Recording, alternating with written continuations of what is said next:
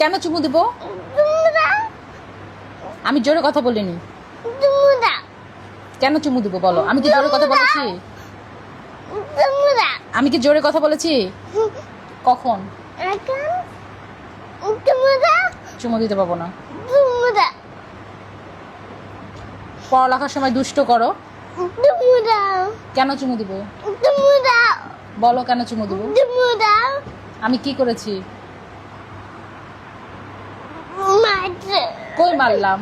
তোমরা আমি তোমাকে এমন এমন করেছি, এটা কি মার বলে? আমি বললাম ভালো করে পড়ো, এটা কি মার বলে? আমি কি তোমার গায়ে মারছি? না তাহলে আমি এখানে বলেছি, ওকে তাও তোমাকে চুমু দিতে হবে?